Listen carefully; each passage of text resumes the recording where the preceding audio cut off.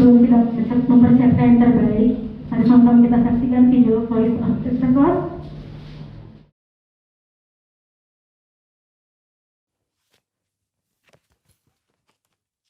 Halo, Shalom semuanya. Di dalam Voice of Pentecost hari ini, kita akan membahas tujuan Allah memberi berkat. Kebanyakan orang Kristen kalau mendapat berkat, akan mengucapkan haleluya. Tetapi ketika mendapatkan yang tidak enak, bisa mengucapkan, "Aduh, mengapa begini Tuhan?" Pertama-tama, kita harus mengerti terlebih dahulu arti dari berkat. Menurut Kamus Besar Bahasa Indonesia, berkat adalah karunia Tuhan yang membawa kebaikan dalam hidup manusia. Definisi ini menjelaskan bahwa berkat datang dari Tuhan untuk manusia. Di dalam Perjanjian Lama, berkat Tuhan digambarkan secara umum sebagai pemenuhan kebutuhan jasmani, seperti buah kandungan yang subur, hasil bumi dan hasil ternak yang berlimpah, usaha dan pekerjaan yang lancar, posisi dan tanggung jawab yang meningkat, juga area yang bertambah luas. Kitab Habakuk membuat pengertian yang lebih luas mengenai apa itu berkat. Berkat Tuhan yang ditekankan di dalam kitab Habakuk adalah mengenai keselamatan dan kekuatan yang Tuhan berikan walaupun ada di dalam keadaan yang tidak baik. Karena di tengah-tengah keadaan yang tidak sesuai dengan harapan manusia, Tuhan tetap menyelamatkan dan memberi kekuatan. Setelah mengetahui definisi berkat, kita akan mengerti tujuan dari suatu berkat. Yang pertama, berkat menyadarkan orang akan sang sumber berkat. Kita percaya Tuhan adalah satu-satunya pihak yang dapat membuat dan menciptakan berkat. Dan tidak ada satupun pihak lain yang dapat menciptakan berkat. Yakobus 1 ayat 17. Setiap pemberian yang baik dan setiap anugerah yang sempurna datangnya dari atas. Yang kedua, berkat membuktikan kedaulatan Tuhan. Sebagai sumber berkat, Tuhan adalah pihak yang dapat memutuskan dan menentukan kepada siapa berkat itu akan diberikan. Bilangan 23 ayat 20. Yang ketiga, berkat membuktikan pemeliharaan Tuhan. Tumbuhan dan hewan sebagai bahan makanan bagi manusia yang kita nikmati, dan hujan yang turun dari langit untuk memungkinkan hal tersebut tumbuh adalah hasil kemurahan Tuhan bagi pemeliharaan hidup seluruh umat manusia di muka bumi ini. Berkat menunjukkan dan membuktikan betapa baiknya Tuhan bagi umat manusia. Yang keempat, berkat Tuhanlah yang membedakan kehidupan orang benar dengan dunia. Hal yang membedakan antara orang yang bersungguh-sungguh beribadah kepada Tuhan dengan yang tidak adalah mereka akan menerima berkat kekuatan, pemeliharaan, dan keselamatan untuk mengatasi masalah. Maliaki 3 ayat 18, maka kamu akan melihat kembali perbedaan antara orang benar dan orang fasik, antara orang yang beribadah kepada Allah dan orang yang tidak beribadah kepadanya. Hal penting yang harus kita mengerti adalah, walaupun orang benar dapat menghadapi masalah, namun sikap orang benar dalam menghadapi masalah akan sangat berbeda dengan dunia. Hal ini karena Tuhan senantiasa memberi damai sejahtera dan kekuatan bagi orang-orang yang sungguh-sungguh beribadah kepadanya. Seperti yang tertulis di dalam Yohanes 14 ayat 27. Dan yang kelima, berkat Tuhan untuk menunjukkan kasih setia Tuhan. 2 Petrus 3 ayat 9 menulis, Tuhan tidak lalai menepati janjinya, sekalipun ada orang yang menganggapnya sebagai kelalaian, tapi ia sabar terhadap kamu. Karena ia menghendaki supaya jangan ada yang binasa, melainkan supaya semua orang berbalik dan bertobat. Kita yakin bahwa berkat dan pemeliharaan Tuhan membuktikan ia adalah Allah yang setia. Walaupun kita sebagai manusia terkadang tidak setia, namun ia tidak pernah lalai menepati janji-janjinya. Yang keenam, berkat Tuhan menguji integritas kita. Mengutip kata-kata terkenal dari Robert Ingersoll, yaitu setiap manusia dapat tahan dalam keadaan yang tidak baik, namun hanya manusia hebat yang dapat bertahan di dalam kelimpahan. Kutipan ini menunjukkan bahwa hidup berkelimpahan atau penuh berkat terkadang dapat menjatuhkan seseorang. Namun, hanya orang yang memiliki integritas saja yang dapat tetap hidup benar di saat berkelimpahan. Integritas dapat membuat seseorang untuk dapat bersikap rendah hati dan memiliki empati terhadap lingkungan sekitarnya saat mengalami kelimpahan.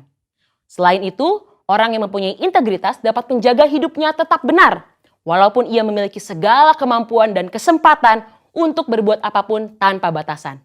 Dan yang terpenting, orang yang berintegritas hatinya tetap dapat percaya dan melekat kepada Tuhan, serta menaruh harapannya kepada Tuhan, walaupun ia memiliki segala yang ia butuhkan dan inginkan. Mari saudara, kita terus percaya bahwa berkat Tuhan yang kita nikmati bukan hanya sekedar pemenuhan jasmani saja, namun kekuatan dan damai sejahtera yang kita rasakan itu juga merupakan berkat Tuhan yang kita terima.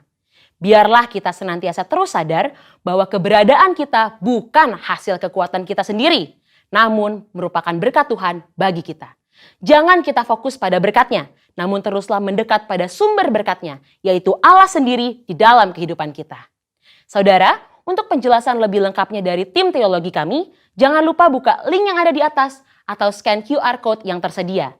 Salam integritas, Tuhan Yesus memberkati.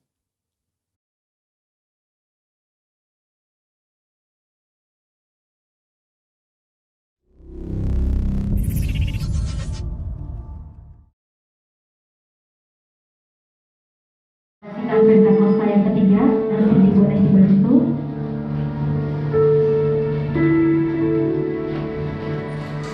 Pentakosta ketiga. 1. Pentakosta ketiga adalah pencurahan Roh Kudus yang dahsyat di zaman now, melebihi yang terjadi di kasus Sastri. 2. Pentakosta ketiga akan mengakibatkan penuaian jiwa yang terbesar dan yang terakhir sebelum Tuhan Yesus datang kembali. 3. Pentakosta ketiga akan membangkitkan generasi Yeremia, yaitu anak-anak muda yang dipenuhi Roh Kudus, cinta mati-matian kepada Tuhan Yesus, tidak kompromi terhadap dosa, dan akan bergerak untuk memenangkan jiwa. 4. Pentakosta ketiga lahir di Indonesia yang bergerak ke bangsa-bangsa. Gerakan ini dari timur ke barat dan akan kembali ke Yerusalem. 5. Pentakosta ketiga akan memberikan kuasa untuk menyelesaikan amanat agung Tuhan Yesus, dan setelah itu Tuhan Yesus datang kembali. Terima kasih, saya undang kita kembali di dalam hadirat Tuhan. Kita akan persiapkan hati kita untuk menjadi tanah yang subur untuk benih kebenaran firman Tuhan.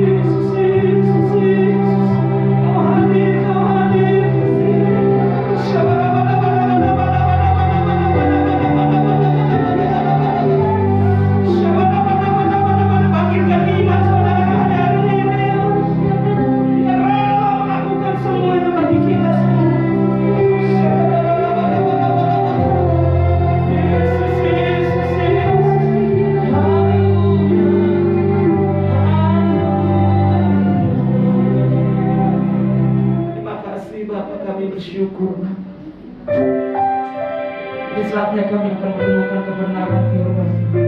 Tuntun kami, urapi kami. Kami siap mau diajar oleh kebenaran firman. Kami siap diarahkan, dibentuk oleh kebenaran firman. Terima kasih Bapa, terima kasih Yesus. Kami bersyukur Bapa. Terpuji-pujilah nama-Mu Tuhan. Hanya di dalam nama Tuhan Yesus Kristus kami berdoa. Haleluya. Mereka katakan amin. Terima kasih musik Bapak yang masih dalam hadirat Tuhan. Haleluya. Ya puji Tuhan. Saya kasih tema pasrah atau berserah. Haleluya. Terkadang kata-kata ini hampir sama, ya. Pasrah atau berserah. Ya. Dari kedua kata pasrah berserah ini hampir sama artinya, ya. Tapi kalau namanya pasrah itu menyerah. Kalau pasrah itu tidak berbuat apa-apa, itu pasrah. Berpikir negatif, pesimis, enggak mungkin, tidak bisa. Hilang pengharapan, sehingga apa? Muncul suatu pemikiran yang negatif, menyalahkan orang lain, menyalahkan keadaan. Ini orang yang pasrah. Dalam situasi yang seperti ini, jangan salahkan keadaan. Kalau diizinkan segala sesuatu, jangan pasrah. Mari kita berserah kepada Tuhan. Amin. Kalau orang yang berserah kepada Tuhan, artinya turut dan mengikuti kehendak Tuhan dalam kehidupannya. Ini orang yang berserah. Percaya dan menyerahkan diri pada pimpinan Tuhan. Ini orang yang berserah. Berpikir positif, optimis.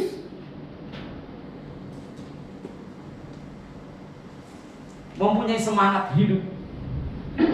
Saya lihat orang yang naik tangga, kalau orang yang pasrah itu kayaknya, aduh mau ibadah ini antara ibadah atau enggak ibadah, apalagi musim hujan kayak gini kan, ya.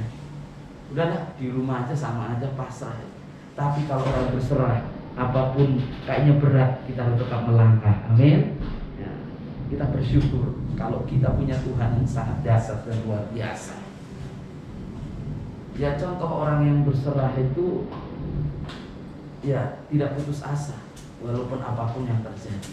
Nanti ada contoh orang yang hebat, yang luar biasa, seorang nabi, tapi akhirnya dia pasrah. Kedewasaan seorang bukan dilihat dari posisi berapa lama untuk bergereja dan melayani Tuhan, tapi kedewasaan seorang bisa seperti kata Robert tadi, bisa siap untuk melewati pergumulan demi pergumulan, masalah demi masalah. Itulah orang yang dewasa. Kita akan kelihatan kemurnian jemaat-jemaat Tuhan, hamba-hamba Tuhan di masa-masa yang seperti ini. Dewasa atau tidak dalam mengambil sikap tindakan. Mari kita belajar bersama-sama. Kita harus berserah. Saya secara pribadi, saya serahkan semua kehidupanku, keluargaku, pelayananku. Ketika aku mengajar, semuanya saya berserah kepada Tuhan.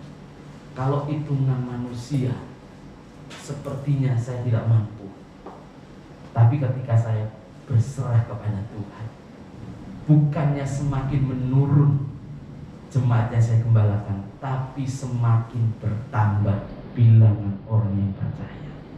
Kemarin ada salah satu orang yang dari seberang pun percaya pada Yesus. Benar-benar orang tuanya pun tanda tangan kalau mau pindah iman. Jadi mari, apakah kita itu pasrah keadaan gini? Bagaimana kita mau menginjil, menyelesaikan amanat agung? Kemarin kami juga dari Februari saya pulang misi dari Lampung.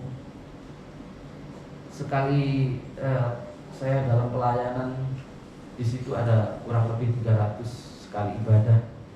Ketika saya pakai masker, tiba-tiba gembalanya ngomong, tolong dilepas Pak. Loh, kok dilepas? Ya Bapak sendiri yang nggak pakai, yang pakai masker, yang lain nggak, jadi lucu katanya. Jadi mungkin karena dia takut, apa karena udah siap semuanya menghadapi kehidupan ini, saudara ya. Kita kan nggak tahu saudara. Tapi di sana ya biasa-biasa aja, saudara. Mau ini pasrah atau berserah, kita nggak tahu, saudara, akan kehidupan itu. Tapi mari kita belajar. Saya kunjungan ke daerah Mesuji lagi, suatu tempat daerah-daerah dalam pelayanan. Saya melihat prihatin.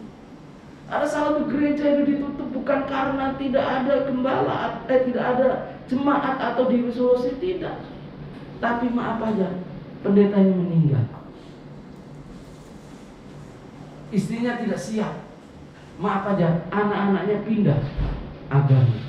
Gerejanya akhirnya tutup. Prihatin melihat itu. Kita di sini semangatnya luar biasa. Amin. Makanya sekolah teologi kirim ke sana aja, saudara ya. Biar tahu nanti bagaimana ya. Bahkan persembahan itu kalau di kampung, di daerah itu, ya buah sulung, ada yang bawa pisang, ya kita syukurin, saudara. Walaupun sebagian sudah matang, sebagian belum, kita harus syukurin, ya kan. Kalau di daerah seperti itu, saudara. Nah, mari kita belajar. Tapi adalah salah satu orang yang begitu luar biasa, seorang nabi yang hebat, yang dipakai Tuhan. Di situ kita percaya, pasti semua orang tahu. Tokoh Alkitab yang pasrah dengan perkataan-perkataan. Saya bacakan dalam 1 Raja-Raja 18 ayat 40. Ini Elia begitu luar biasa dalam pelayanannya. Di sini firman Tuhan dikatakan 1 Raja-Raja 18 ayat 40. Kata Elia kepada mereka, tangkaplah nabi-nabi Baal itu, seorang pun dari mereka tidak boleh luput. Setelah ditangkap, Elia membawa mereka ke sungai Kison dan menyembelih mereka di sana. Berapa nabi Baal di situ? 450. Hebat, luar biasa. Bahkan Elia ketika berdoa, hujan suruh turun, hujan turun. Begitu luar biasa. Tapi ada kata-kata, hanya sekedar kata-kata Isabel. Makanya kita baca dalam 1 Raja-Raja 19 di situ.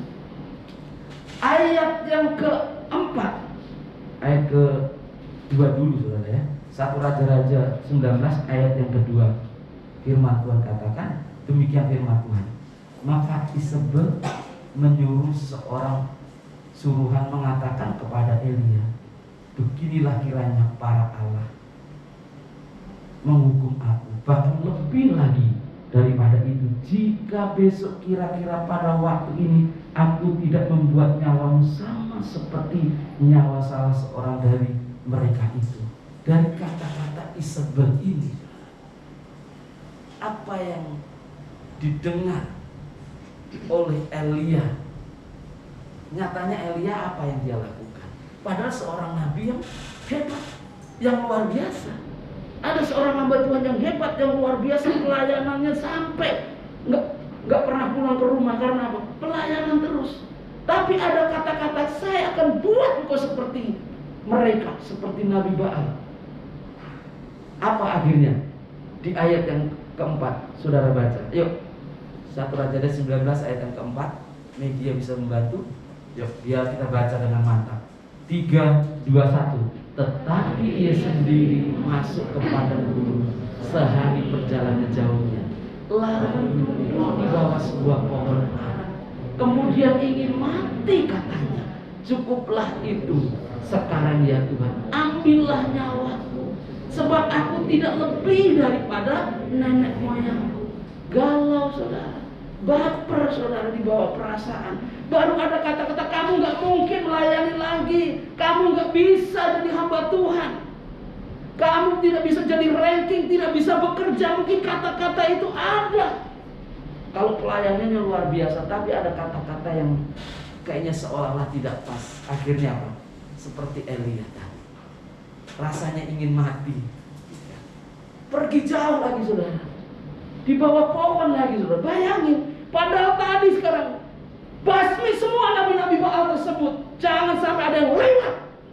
Berarti hebat pelayanannya, luar biasa pelayanannya. Sebelum pandemi kayaknya semangatnya luar biasa. Ayo kemana aja kita, oke, cool. Tapi nyatanya saat-saat ini, ketika ayo kita selesaikan amanat tahun, kita harus menginjil, beritakan kabar baik. Isabel itu banyak sekarang. Melalui media-media, melalui ucapan-ucapan yang tidak membangun. Tapi itu yang kita dengar terkadang membuat apa?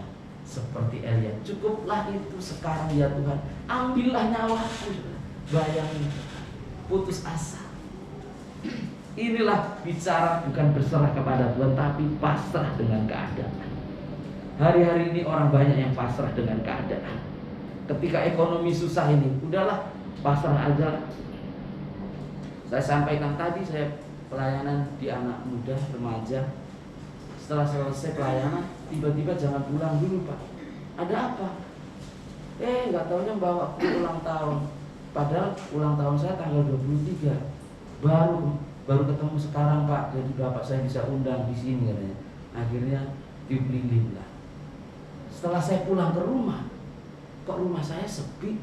Tadi kayaknya jam 11 ada anak-anak sekolah minggu ibadah. Kenapa ya? Saya parkir mobil, tiba-tiba buka happy birthday, semua ngumpul di rumah saudara. Jadi ya puji Tuhan lah, kayaknya seolah-olah lewat tanggalnya, tapi perayaannya tetap berjalan saudara. Ya luar biasa ya. Kita tidak boleh pasrah. Ya, mari kita berserah. Saya bersaksi dikit tentang pelayanan. Karena banyak orang yang saat-saat ini, para gembala, pemimpin-pemimpin gereja, bukan hanya di Bekasi, sepertinya mulai udahlah, cukup jalan ibadah aja udah bersyukur Pak. Kalau saya nggak mau, saya harus punya iman. Saya punya Tuhan yang dasar. Saya tidak mau pasrah. Saya serahkan semua ini pada Tuhan. Kata-kata pun, nanti gini Pak, nanti gitu Pak, nggak bisa Pak. Saya nggak mau. Elia katakan ketika mendengar Isabel itu akhirnya apa? Dia sendiri masuk ke padang gurun sehari perjalanan jauhnya saudara. Padahal dia ketika lihat nabi-nabi Baal itu semangatnya luar biasa. Dia menunjukkan kuasa Tuhan yang sangat luar biasa. Dia berani menantang. Seperti pendoa mengusir setan. Nyala kau setan. Di rumah, di gereja diusir semuanya, ya kan? Tapi nggak boleh mengusir mertua, ya kan? Nggak boleh. Tapi ingat, ketika menghadapi kata-kata yang tidak baik, nggak mungkin membangun, nggak mungkin mencukupkan, nggak bisa kamu jadi berhasil. Ingat, apakah itu yang terekam akhirnya galau, baper di bawah perasaan? Iyalah, udah deh. Emang saya nggak bisa, saya nggak mampu. Kalau secara matematika, saya nggak pinter sudah. Selalu saya ngomong gitu. Hitung-hitungan saya nggak pinter. Saya pernah sekolah ketinggalan sudah. Karena bukannya pinter sudah, tapi karena apa? Saya itu nggak pintar. Tapi saya punya iman, saya berserah kepada Tuhan. Itu membuat saya, saya memang dulu tidak pintar, tidak pandai, tapi saya berserah kepada Tuhan. Saya andalkan Tuhan dalam kehidupan ini, dalam pelayanan. Tahun 2020 Januari, saya ambil ruko yang satu lagi. Dulu awalnya satu, sekarang 2. Maret ada pandemi, tidak boleh beribadah. Bulan Mei saya rombak saudara. Nggak ada jemaat pengerja yang tahu. Karena masa-masa lockdown. Saya bilang Tuhan, karena Engkau malam kasih mimpi, saya akan menjalankan tugas ini. Puji Tuhan saya dikasih karunia itu mimpi kalau ada sesuatu saudara.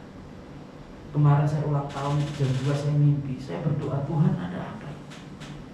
Kok saya khotbah di suatu tempat dikasih baju yang baru? Akhirnya apa? Saya hari berikutnya ada yang ngasih jas 1 setel saudara. Padahal kan nggak nyangka saya, ya kan? Udah dikasih mimpi dulu, saya nggak tahu siapa ini yang ngasih kan dalam mimpi itu. Tapi nyatanya ada. Ketika Mei Tuhan kasih mimpi, rombak. Saya bingung rombak. Tuhan, saya nggak pintar hitung-hitungan. Kalau biaya rombak jebol saudara, memperbaiki semua biaya berapa? kondisi jemaat seperti ini, itulah pikiran saya. Tapi ketika saya berserah kepada Tuhan, Tuhan, saya mau taat. Ketika saya taat, selesai semuanya, saudara. Maaf aja sekali ibadah sekarang ya 60-70 sekali ibadah, saudara. Kalau dulu, kalau belum saya rombak, ya seperti nanti ibadah bisa 4 kali, saudara. Karena sekali satu ruko ya 25-30 orang. Nah, tapi puji Tuhan sekali ibadah sekarang sudah ya 60-70. Belum termasuk ibadah remaja. Ibadah remaja 40 orang, itu jam 11 siang. Jadi puji Tuhan. Cicilan bagaimana? Saya berserah kepada Tuhan. Ada kata-kata, Pak, kondisi seperti ini bagaimana, Pak? Ingat jemaat-jemaat dagang hanya kerja cuci gosok. Saya nggak melihat itu. Tapi saya berserah kepada Tuhan. Buat bisa Tuhan yang punya segalanya, sanggup mencukupkan. Terkadang kita merendahkan. Tuhan, ya pasrah aja lah, yang penting bisa jalan ibadah dan bersyukur. Kita punya suatu tindakan yang luar biasa. Ketika saya merenungkan ayat ini, iya ya. Dulu banyak orang katakan, haleluya, puji Tuhan. Seperti Elia, saya basri semuanya itu. Pendoa juga semangatnya luar biasa. Tapi ketika dengar kata-kata yang tidak baik, nggak bisa itu, mana bisa, nggak mungkin. Akhirnya apa? Ya udah deh, kita ngalir aja. Ngalir kemana, saudara? Ngalir kemana hari-hari ini? Ingat, kita harus berserah, jangan pasrah. Seperti Nabi Elia, ini pasrah. Ketika saya membaca ayat ini, mengingatkan jangan sampai, Tuhan, saya semangatnya luar biasa dalam doa, dalam menginjil, mengajar. Tapi ketika mendengar itu, hati-hati Pak, bahaya loh Pak. Akhirnya apa? Akhirnya saya berdiam diri di rumah, gak melakukan apa-apa. Inilah orang yang pasrah, pesimis. Mari kita berserah kepada Tuhan. Contoh siapa yang berserah kepada Tuhan? Mari kita buka dalam Injil Matius 15.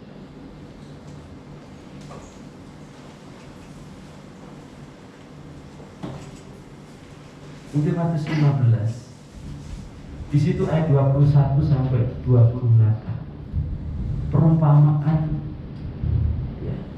Ini perempuan Kanaan yang percaya.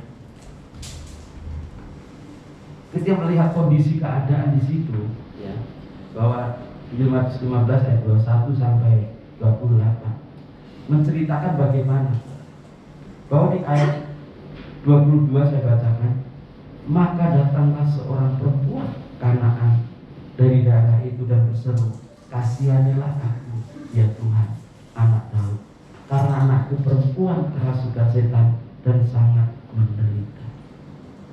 Bagaimana respon Tuhan? Ayat 23, tetapi Yesus sama sekali tidak, apa saudara? Menjawab. Apakah dia pasrah? Tetap dia berserah kepada Tuhan. Akhirnya apa? Lalu datanglah muridnya dan minta kepadanya, suruhlah ia pergi. Ia mengikuti kita dengan berteriak-teriak. Muridnya pun melarang. Berarti ini benar-benar seolah-olah tidak ada jalan keluar. Tidak ada jalan keluar dalam menghadapi persoalan anaknya yang sedang kerasukan. Tuhan Yesus pun diam. Muridnya pun katakan, udah pergi, jangan ikutin kami. Bayangin. Seolah-olah tidak ada harapan. Tapi nyatanya dia tidak pasrah, terus berteriak, berserah kepada Tuhan. Maka di situ dikatakan ayat 24, jawab Yesus, aku diutus hanya kepada domba-domba yang hilang dari umat Israel. Walaupun tidak termasuk bilangan orang Israel, ya kan? Tidak termasuk bilangan orang dikatakan pengerja, hanya jemaat biasa. Janganlah kita kecil hati, mari kita berserah kepada Tuhan. Tetapi perempuan itu mendekat di ayat 25. menyembah Dia sambil berkata, Tuhan, tolonglah aku. Dia tidak pasrah, terus dia berusaha untuk berserah kepada Tuhan, bahwa dia tahu jawaban yang pasti semuanya datangnya dari Tuhan. Di ayat 26 lagi, ya buka 3:21 kita baca. Tetapi Yesus menjawab, tidak patut mengambil roti yang disediakan bagi anak-anak dan melemparkannya kepada anjing. Ini lagi direndahkan. Nggak mungkin kamu kan makan sehidangan. Tapi akhirnya nyatanya apa? Di ayat 27. Yuk kita baca ayat 27. Kata perempuan itu, benar Tuhan, namun anjing itu makan dari remah-remah yang jatuh dari meja Tuhan. Ini masih ada dia berusaha berserah kepada Tuhan. Walaupun seolah-olah di kata-kata tersebut sudah nggak mungkin kamu makan roti, ya kan? Tapi dari yang jatuh aja pun katanya tidak jadi persoalan. Begitu luar biasa, benar Tuhan. Namun anjing itu makan dari remah-remah yang jatuh dari meja Tuhannya. Dia tetap sabar. Enggak dapat mukjizat yang besar pun, mungkin bagian yang kecil pun boleh kita terima.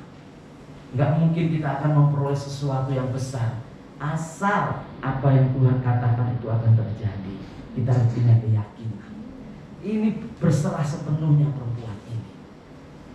Berusaha. Jadi orang yang berserah itu berusaha. Kalau saudara melangkah itu kaki kanan dulu saudara ya, kaki kanan.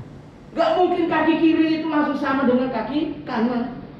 Tapi saudara harus berani melangkah ketika kaki kanan itu melangkah, kaki kiri lebih di depan lagi. Ini bicara orang punya harapan, punya impian ke depannya saudara. Gak mungkin saudara kalau melangkah gini terus sama saudara. Itu nanti diketawain orang saudara ya kan. Terkadang kita ngikutin orang yang seperti ini saudara. Nggak akan perubahan saudara, karena pasrah. Orang yang pasrah itu sama aja, dia melangkah sama aja, posisinya sama aja sama orang itu, tapi tidak ada perbedaan iman dan pengharapan. Tapi ketika kita melangkah, kaki kiri lebih ke depan daripada kaki kanan. Ini orang-orang yang berserah kepada Tuhan, punya keyakinan, punya iman. Saya percaya karena waktunya sudah selesai, ya sebenarnya masih ada hal yang sangat dasar, ya. Saya tutup dengan kesaksian sedikit. Kita percaya dengan kondisi yang seperti ini, Isabel itu banyak melalui berita, melalui informasi, hal-hal yang negatif, yang menakutkan. Tapi mari kita punya sikap yang positif. Tuhan merancangkan yang terbaik dalam hidup kita. Kita harus yakini dan percaya. Berserahlah kepada Tuhan, maka ada kepastian. Akhirnya seorang wanita ini memperoleh mukjizat yang sangat luar biasa. Ayat 28 saya tutup, katakan demikian firman Tuhan. Maka kata Yesus jawabnya dan berkata kepadanya, hai ibu, besar imanmu, maka jadilah kepadamu seperti yang kau kehendaki. Dan demikian itu juga anaknya sembuh. Kita melihat mukjizat Tuhan karena kita berserah kepada Tuhan.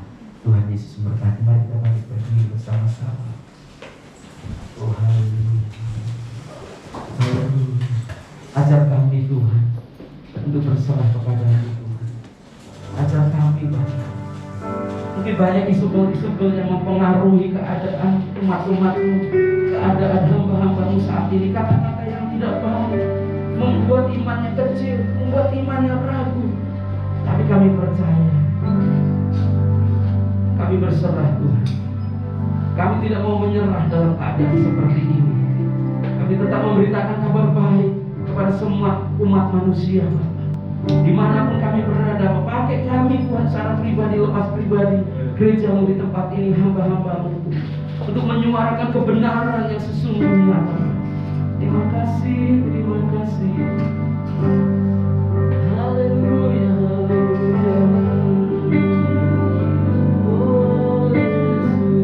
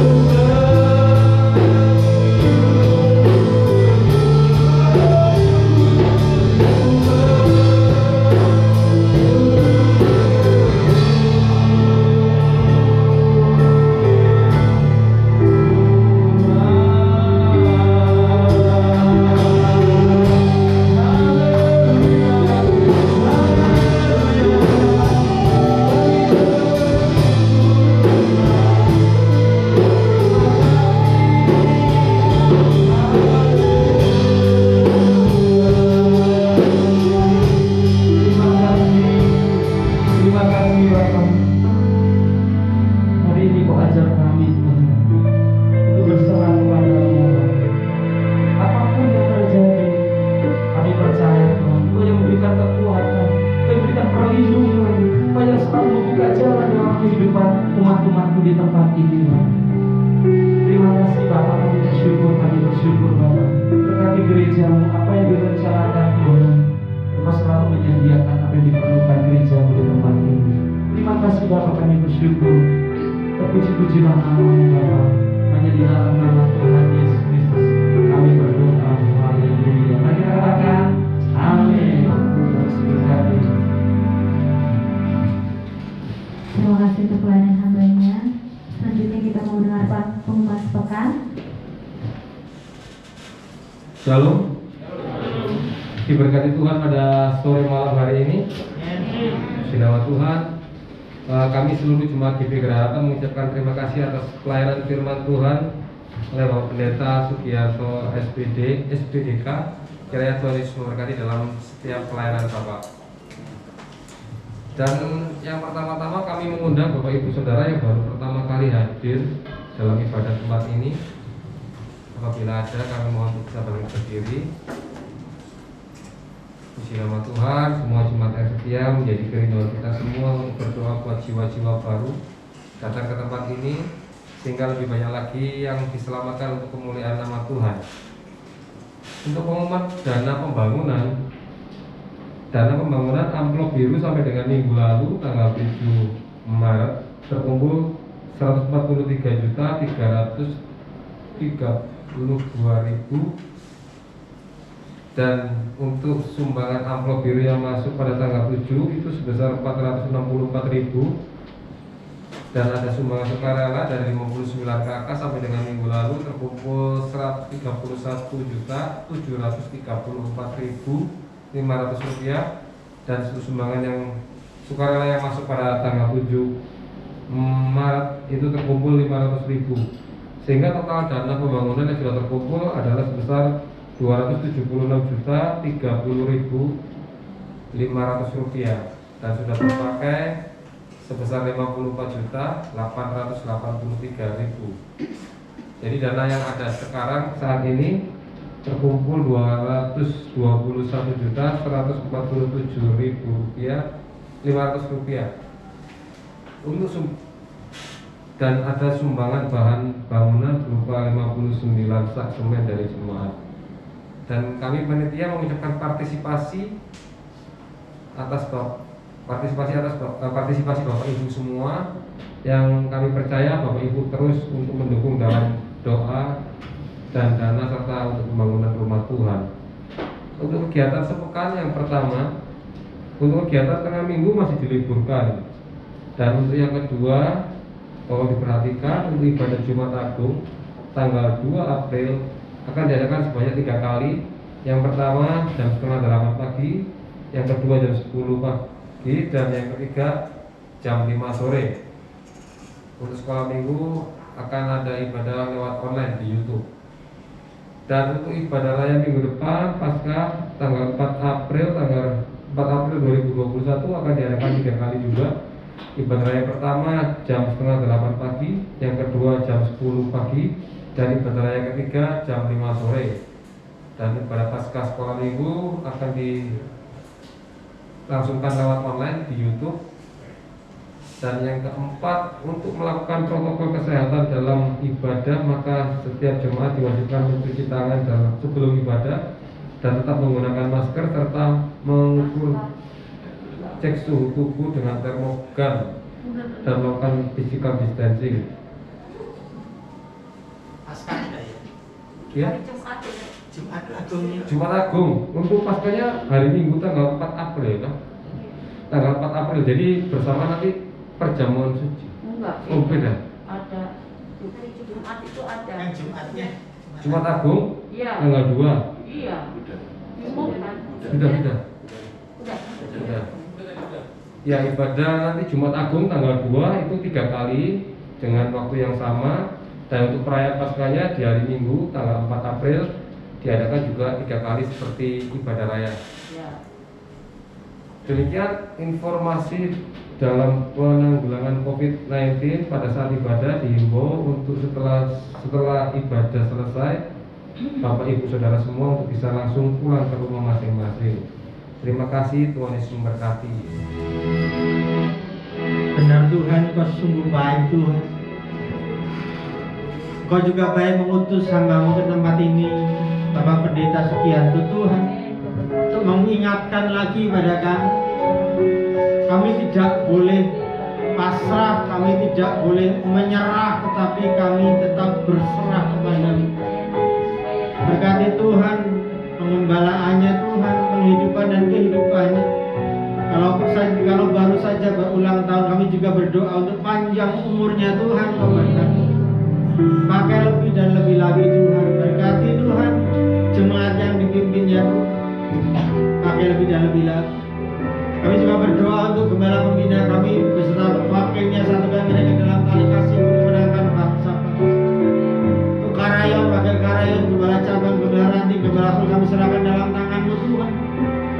Tempat di mana Kau tempatkan mereka, di situ akan dituai banyak sih. Secara khusus kami berdoa untuk gembala kami di tempat ini, pendeta ini Krisyanti Tuhan. Tuhan beri pengurapan seorang gembala Tuhan yang akan mencari anak-anak-Mu yang hilangkan, membalut yang luka, menyembuhkan yang sakit, menghiburkan yang bersedih, mengingatkan yang salah jalan, memeluk Tuhan jemaat-jemaat-Mu yang merasa ditinggalkan. Berkati penghidupan dan kehidupan rumah tangganya, keluarganya Kau berkati Tuhan. Anak-anaknya Maria dan Santo juga Kau berkati Tuhan. Berkati kekudusan mereka Tuhan. Biar keluarga ini menjadi contoh bagi anak-anak-Mu di tempat ini. Jaga kesehatan keluarga ini Tuhan, dalam nama Yesus, dalam nama Yesus. Kami juga berdoa untuk bangsa negara Indonesia. Kita presiden, wakil presiden, para menteri, para pemerintah paling atas sampai yang paling bawah, beri roh yang takut akan Engkau. Ya keputusan yang diambil Tuhan melihat hati-Mu Tuhan. Berkati Tuhan Indonesia. Kami rindu melihat Indonesia yang baru, Indonesia yang memuliakan nama-Mu. Kami Tuhan dalam nama Yesus bersatu hati Tuhan di dalam nama Yesus. COVID-19 Tuhan, kami hancurkan kuasa. Kami tolak dari bumi Indonesia ini Tuhan. Indonesia dipulihkan Tuhan, dipulihkan Tuhan, dipulihkan Tuhan. Kami juga berdoa untuk gereja satu deret di tempat ini Tuhan. Biarlah tetap menjadi berkat, bukan menjadi batu sandungan. Untuk anak-anak-Mu Tuhan, setiap orang punya persoalan, tapi bersama-Mu kami akan lakukan perkara yang besar. Kami akan muncul sebagai pemenang, bahkan lebih daripada seorang pemenang. Mari Bapak Ibu, bila ada pergumulan, ada ucapan syukur, dipersilakan saat ini. Berapa masanya Engkau dengar Tuhan ucapan syukur anak-anak-Mu. Engkau dengar Tuhan pergumulan anak-anak-Mu yang sakit disembuhkan, yang butuh pekerjaan Kau berikan Tuhan, yang belum ketemu jodohnya Kau berikan jodoh yang luar biasa Tuhan dalam nama Yesus. Sertai mereka dalam setiap persoalannya Tuhan. Anak-anak-Mu akan berserah kepada-Mu Tuhan, sampai Kau membawanya kepada kemenangan demi kemenangan Tuhan. Kami juga berdoa untuk persembahan kami. Kuduskan Tuhan untuk pekerjaan di tempat ini dan berkati tangan sudah memberi berlipat-lipat kali ganda. Terima kasih Bapak, terima kasih Bapak. Dan biarlah doa ini disempurnakan dengan doa yang pajarkan sendiri. Bapa kami yang di surga, dikuduskanlah nama-Mu, datanglah kerajaan, jadilah kehendak-Mu di bumi seperti di surga. Berikanlah kami pada hari ini makanan kami yang secukupnya. Ampunilah kami akan kesalahan kami, seperti kami juga mengampuni orang bersalah pada kami. Dan jangan membawa kami ke dalam pencobaan, tetapi lepaskanlah kami daripada yang jahat. Karena Engkau yang punya kerajaan dan kuasa dan kemuliaan sampai selama-lamanya. Kami siapkan hati kami Tuhan untuk mendapat berkat dari yang akan disampaikan oleh hamba-Mu. Kekasih-kekasih Tuhan, biji mata Tuhan, umat kesayangan Tuhan, buka hati-Mu. Kekasih-kekasih Tuhan, pulanglah mengkabulkan daripada Tuhan berkat damai sejahtera sukacita, berkat yang berlimpah-limpah dari Allah Bapa, Anak dan Roh Kudus menyertai kita semua mulai hari ini sampai Tuhan Yesus datang yang kedua kali menjemput kita di awan-awan yang